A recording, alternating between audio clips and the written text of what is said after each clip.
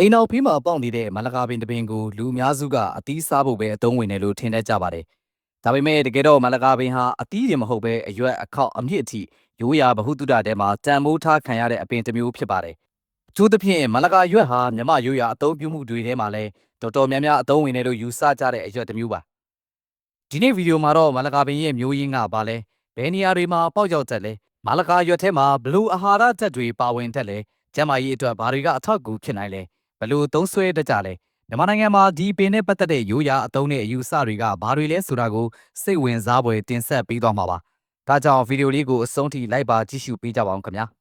အရင်ဆုံးမလကာပင်ဆိုတာဘာလဲဆိုတာနဲ့စကြရအောင်ပါမလကာပင်ကို English လို့တော့ guava လို့ခေါ်ပြီးသိပ္ပံနာမည်ကတော့ Psidium guava ဖြစ်ပါတယ်ဒီပင်ဟာမာဒေးစီလို့ခေါ်တဲ့မျိုးရင်းတွေကအပင်တစ်မျိုးဖြစ်ပြီးအပူပိုင်းဒေသနဲ့အပူနွေပိုင်းဒေသတွေမှာအလွန်ကောင်းကောင်းပေါက်ရောက်တတ်ပါတယ်။မလကာပင်ဟာအမြဲစိမ်းသဘောရှိတဲ့အပင်မျိုးဖြစ်ပြီးအရွက်တွေကထူထဲတန်မာပြီးလက်နဲ့ဖိချေလိုက်ရင်တဘာဝအနှံတစ်မျိုးထွက်လာတတ်ပါတယ်။အတီးကတော့အစိမ်းရောင်ကနေအဝါရောင်ကိုပြောင်းသွားတတ်ပြီးအတွင်းသားကအဖြူပန်းရောင်အနီရောင်အမျိုးမျိုးရှိနိုင်ပါတယ်။မလကာပင်ရဲ့မူလဇာတိကိုအလဲပိုင်းအမေရိကနဲ့တောင်အမေရိကဒေသတွေမှာစတင်တယ်လို့ယူဆကြပါတယ်။နောက်ပိုင်းမှာတော့အာရှအာဖရိကအရှေ့တောင်အာရှအပါအဝင်အပူပိုင်းဒေသများစွာကိုကြဲကြဲပြန့်ပြန့်နှံ့သွားခဲ့ပါတယ်။မြန်မာနိုင်ငံမှာလည်းမလကာပင်ကိုအိမ်နောက်ဖေးဥယျင်ချမ်းတွေရွာနယ်ဘက်တွေတချို့မျိုးပြအိမ်ဝင်းတွေထဲမှာတော့အလွယ်တကူမြင်နိုင်ပါတယ်။ဒီပင်ဟာနေအလင်းရောင်ကောင်းကောင်းရတဲ့နေရာကိုကြိုက်တတ်ပြီးရေမများတဲ့မြေစီလွှာထဲမှာပိုမိုကောင်းမွန်စွာကြီးထွားတတ်ပါတယ်။အထူးသဖြင့်ပူနွေးဆူဆွတ်တဲ့ရာသီဥတုမှာအလွန်ကောင်းစွာဖြစ်ထွန်းတတ်တာကြောင့်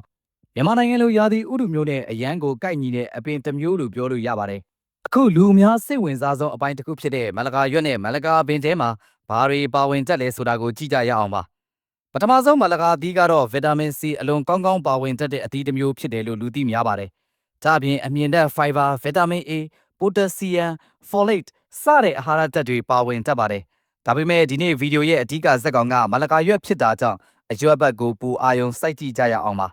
မလကာရွက်ထဲမှာရိုးရာဗဟုသုတနဲ့တဘာဝအပင်လေ့လာမှုတွေမှာမကြာခဏပြောလေးရှိတဲ့ flavonoids, tannins, polyphenol, antioxidant သဘောရှိတဲ့တဘာဝဓာတ်ပေါင်းများပါဝင်တတ်တယ်လို့လူများကပြောဆိုကြပါတယ်။ဒီလိုတဘာဝဓာတ်ပေါင်းတွေပါဝင်တာကြောင့်မလကာရွက်ကိုရိုးရာအသုံးပြုမှုများစွာထဲမှာတန်မိုးထားလာကြတာပါ။အခုတော့မလကာရွက်နဲ့မလကာပင်ကိုလူတွေဘာကြောင့်တန်မိုးထားကြတာလဲဆိုတာကိုတစ်ချက်ချင်းကြည့်ကြရအောင်ပါ။နံပါတ်1အစာအိမ်နဲ့ဥလန်းကြောင်းအတွက်ရိုးရာအသုံးမြန်မာနိုင်ငံအပါအဝင်တချို့အာရှနိုင်ငံတွေမှာမလကာရွက်ကိုပြုတ်တောက်တာဒါမှမဟုတ်ရေနွေးဖြောတောက်တာကိုဝမ်းလျှောတာအစာမကြေတာဝမ်းပိုင်မအီမတာဖြစ်တာမျိုးတွေမှာရိုးရာနီးလန်းအနေနဲ့အသုံးပြုတတ်ကြပါတယ်။နံပါတ်2ကတွင်းတန်ရှင်းမှုအတွက်အသုံးပြုခြင်းတချို့လူတွေကမလကာရွက်နုနုကိုဝါးစားတာဒါမှမဟုတ်ပြုတ်ရည်ကိုပါဇက်စီးတာမျိုးတွေလုပ်တတ်ကြပါတယ်။ဒီလိုလုပ်တာကကတွင်းနဲ့မကောင်းတာတဖုံးအစင်မပြေတာမျိုးတွေအတွက်ရိုးရာအသုံးပြုမှုတစ်မျိုးဖြစ်တွေ့ရတတ်ပါတယ်။နံပါတ်3အသားရည်အတွက်ရိုးရာအသုံးပြုခြင်းမလကာရွက်ကိုထောင်းပြီးတချို့နေရာတွေမှာအရေးပြားပေါ်ကိုတိုက်သုံးတာ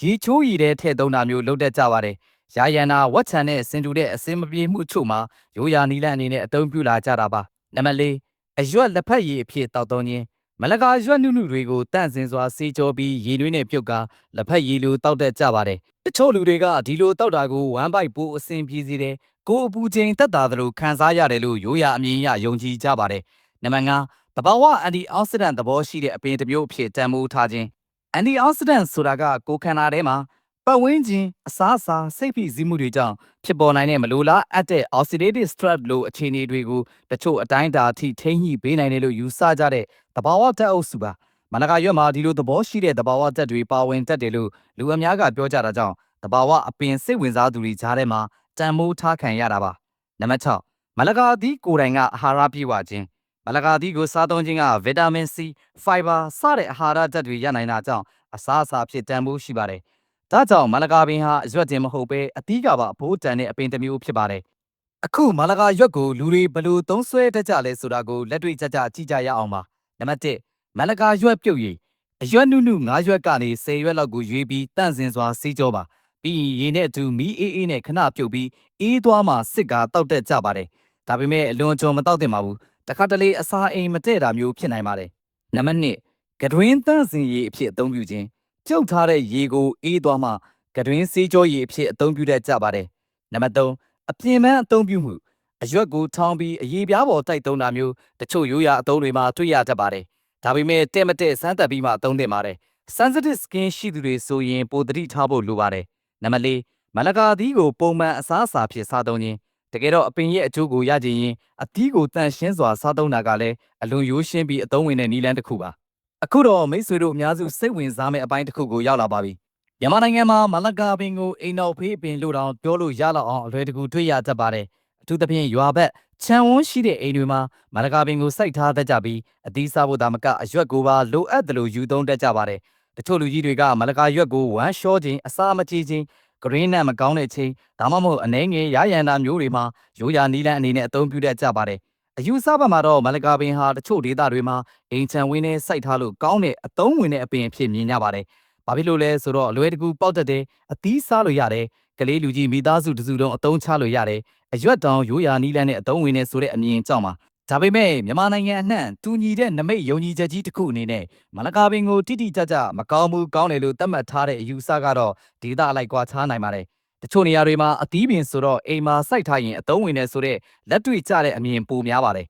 ဒီနေရာမှာအရန်ရေးကြီးတဲ့အချက်တစ်ခုကိုမဖြစ်မနေပြောရပါမယ်မလကာရွက်ကိုရိုးရာအသုံးပြုမှုအတွက်အများကြီးရှိပေမဲ့ဒီဗီဒီယိုတဲကအချက်လက်တွေဟာဗဟုသုတအတွက်သာဖြစ်ပါတယ်စေကူတာမှုအစားမသုံးသင့်ပါဘူးအထူးသဖြင့်ကိုဝင်ဆောင်မိခင်များနှိုးတိုင်မိခင်များကလေးငယ်များနာတာရှည်ယောဂါရှိသူများသွေးတို့စီးကြိုနှလုံးစတဲ့စီးဝါးများတောက်သုံးနေရသူများဆိုရင်အသုံးမပြုခင်ကျွမ်းကျင်သူနဲ့တိုင်ပင်သင့်ပါတယ်အရွက်ကိုအပြင်ပန်းသုံးမယ်ဆိုရင်လည်းအရင်ဆုံးအနေငယ်စမ်းသက်ပြီးအရေးပြားနဲ့တဲ့မတဲ့စစ်တင်ပါတယ်တကယ်တော့မလကာပင်ဟာတာမန်အသီးပင်တပင်လို့ထင်ရပေမဲ့တကယ်တမ်းမှာတော့အရွက်အသီးရိုးရာအသုံးတဘာဝဗဟုသုတတွေအများကြီးဖုံးကွယ်ထားတဲ့အဖိုးတန်အပင်တစ်မျိုးပါအိမ်တော်ဖေးမှာပေါက်နေတဲ့အပင်တပင်ကိုတေချာကြည့်တဲ့ရင်တဘာဝကပေးထားတဲ့လျှို့ဝှက်ချက်တွေအများကြီးရှိနေတတ်ပါတယ်မိတ်ဆွေတို့ဒေသမှာမလကာရွက်ကိုဘာအတွက်သုံးကြလဲရိုးရာအသုံးရှိရင်ကွန်မန့်မှာလည်းပြန်လဲမျှဝေပေးသွားကြပါအောင်ခင်ဗျာဒီလိုတဘာဝဗဟုသုတဗီဒီယိုတွေကိုဆက်ပြီးကြည့်ကျင်နေဆိုရင်ကျွန်တော်တို့ရဲ့ channel လေးဖြစ်တဲ့ Hidden Nature မြန်မာ channel လေးကို like and subscribe လုပ်သွားပေးကြပါအောင်ခင်ဗျာနောက်ပြီးဗီဒီယိုအသစ်တင်တိုင်းသိရှိနိုင်မှုအတွက်